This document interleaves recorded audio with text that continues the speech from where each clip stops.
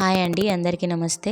మనం మల్లె మొక్కను ఏ టైంలో ప్రూనింగ్ చేయాలి, పువ్వులు బాగా పూయాలి అంటే ఏం చేయాలి, మొక్క ఎదుగుదల ఎలా ఉండాలి అనేది తెలుసుకుందాం. ఇప్పుడు మనము ఎట్టి పరిస్థితుల్లో ఎప్పుడైనా సరే మొక్క సరైన సమయంలో మాత్రమే ప్రూనింగ్ చేయాలి అండి.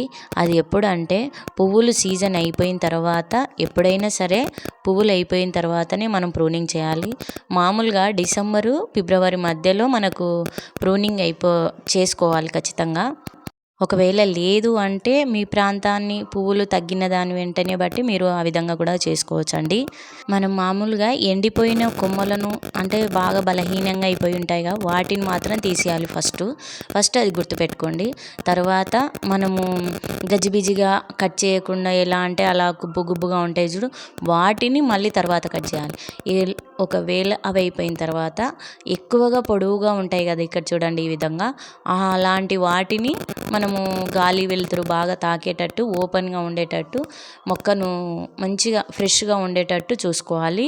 కట్ చేసిన చోట మాత్రం ఖచ్చితంగా మనకు ఫంగస్ లాంటివి ఏవైనా రాకుండా, చెట్టు మొక్క ఎండిపోతుంది, అలా రాకుండా పసుపు లేకుంటే ఏదైనా నీమ్ ఆయిల్ ఏదైనా కొంచెం ఇట్లా స్ప్రే చేస్తే ఫంగస్ అనేది రాదు, అక్కడ చిగుర్లు అనేది వస్తాయండి. మామూలుగా పువ్వులు బాగా పూయాలంటే ఏం చేయాలి అంటే సూర్యకాంతి అనేది కరెక్ట్గా ఉండాలి. మనం రోజుకు కనీసం 5 నుంచి 6 గంటల సూర్యకాంతి ఉండాలండి. కరెక్ట్గా నీరు పోస్తూ ఉండాలి. నేల తడిగా ఎప్పుడు ఉండాలండి, మరీ ఎండిపోయినట్టు డ్రైగా ఉండకూడదు.